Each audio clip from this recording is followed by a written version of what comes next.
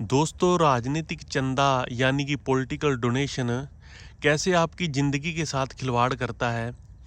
आप ये पूरा वीडियो सुनेंगे तो आपको पता चलेगा कि इससे कैसे आप बच भी सकते हैं और कैसे जाने अनजाने में हम पॉलिटिकल चंदा दे रहे हैं। अभी एक ताज़ा उदाहरण आया है जो पॉलिटिकल डोनेशन का, जो एमपी में छोटे बच्चे हैं जो खांसी की दवाई से जिनकी मृत्यु हुई है। कितने ही बच्चे हैं वहाँ पर, जो सरकारी आंकड़ा है वो बहुत कम है, शायद इससे ज़्यादा भी हो सकते हैं। और इससे पहले भी कई घटनाएं हुई हैं, पुल गिरे हैं, कितने ही सड़कें धंसी हैं, कितने ही इससे पहले दवाइयों से लोग मरे हैं।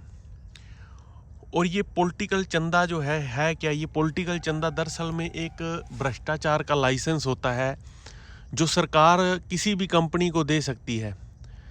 अब जो पीछे इलेक्टरल बॉन्ड का जो मुद्दा था, उसमें कई कंपनियों के जो हैं डोनेशन का जो रिकॉर्ड आया था, जिसमें उन्होंने 5-5 हज़ार करोड़ रुपए, 5-5 सौ करोड़ रुपए, 100-100 करोड़ रुपए पॉलिटिकल पार्टियों को दिए थे।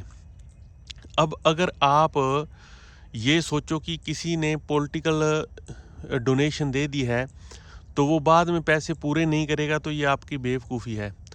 आप एक एक सेक्टर को उठा के देख लीजिए। मेडिसिन में जितनी फार्मा कंपनियों ने डोनेशन दी है, राजनीतिक चंदा दिया है, उतना शायद दूसरी किसी कंपनी ने नहीं दिया, क्योंकि फार्मा में सीधा सीधा फार्मा प्रभावित करती है आपकी ज़िंदगी को।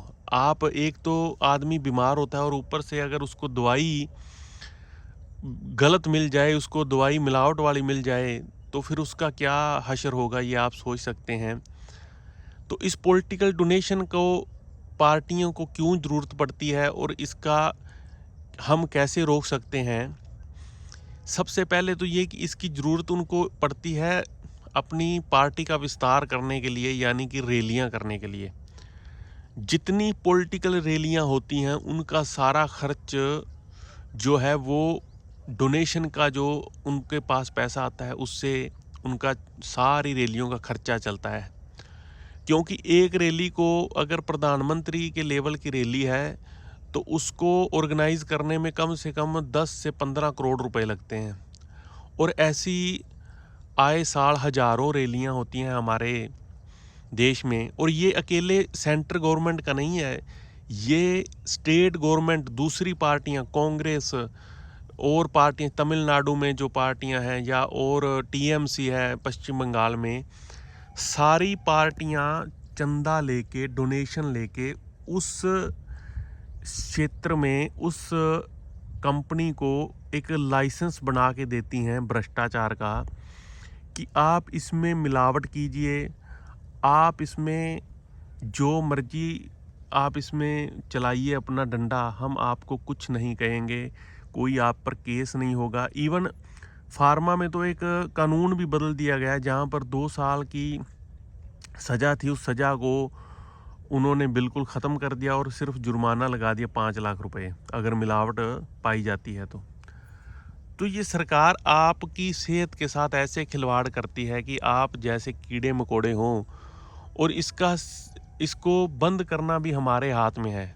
और वो कैसे है कि अगर हम पॉलिटिकल रैलियों में जाना बंद कर दें, अगर हम पॉलिटिकल रैलियों का बहिष्कार शुरू कर दें, आने वाले 1-2 साल में अगर पॉलिटिकल रैलियां जो बड़े लेवल पर होती हैं ये बंद हों, जो डिजिटल इंडिया का रोना रोते हैं सारे मंत्री, अगर उनसे सवाल पूछें कि सारी चीज़ें तो बदल दी हैं, सभी लोग डिजिटल हो गए हैं, तो आप डिजिटल क्यों नहीं हो रहे, आप क्यों वही पुरानी तरीके अपना रहे हैं। अगर एक टेलीविज़न के माध्यम से या सोशल मीडिया के माध्यम से सभी के 10-10 करोड़ फॉलोवर हैं, अगर एक बात डिजिटल प्लेटफॉर्म पर बैठकर पहुंच सकती है, तो उसको ज़रूरी थोड़ी है कि वो 1-2 लाख आदमी की रैली करने के लिए 10-10 करोड़ रुपए लगाने ज़रूरी हैं। जब तक ये रैलियां होंगी, आप लिख के ले लो, ये भ्रष्टाचार नहीं रुक सकता। और ये भी एक मजबूरी भी है जो पॉलिटिकल पार्टी हैं, अगर हम उनको फ्री हैंड कर दें, उनको हम रैलियों से मुक्त कर दें, हम ऐसी व्यवस्था बना दें, तो शायद वो भी अगर किसी से चंदा ना लें तो हो सकता है कि वो भी इस चीज़ को समझें, क्योंकि अगर किसी पर दबाव होता है, मान लीजिए किसी ने एमएलए का चुनाव लड़ा और उसका खर्चा आ गया है 20 करोड़ 30 करोड़ रुपए, तो वो पहले अपना खर्चा पूरा करेगा। ये हमारी रिस्पॉन्सिबिलिटी है कि हम ऐसी व्यवस्था को ईजाद करें कि उसको उतना खर्च करने ही ना दिया जाए और ऐसा सिस्टम हो कि ऐसा खर्च कर ही ना पाए।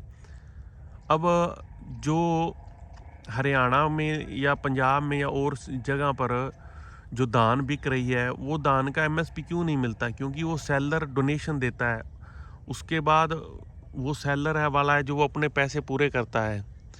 जो पुल गिरा, मोरबी में गिरा, उसके बाद फिर गुजरात में गिरा, और भी पूरे, वो क्यों गिरते हैं? क्योंकि वो जो डोनेशन है दी हुई होती है, वो डोनेशन को कंपनियां पूरा करती हैं, उसके बाद फिर वो अपना प्रॉफिट निकालती हैं और फिर आगे भी उन्होंने डोनेशन देनी होती है। जितनी खाद है वो नकली क्यों बनती है? उसमें भी सारी कंपनियां डोनेशन लेती हैं। मतलब कि आप फूड से लेकर फार्मा तक और कंस्ट्रक्शन से लेकर कोई भी, मतलब कि हर एक काम में पॉलिटिकल चंदा जो है, पॉलिटिकल डोनेशन है, और ये डोनेशन आए साल 6-6, 7-7, 8-8 हज़ार करोड़ रुपए की है। आप एक आदमी को आप केस डाल दो और उसके बाद वो डोनेशन दे, और ये सभी आप ऑन रिकॉर्ड, सभी फार्मा कंपनी का रिकॉर्ड है, ऑन रिकॉर्ड।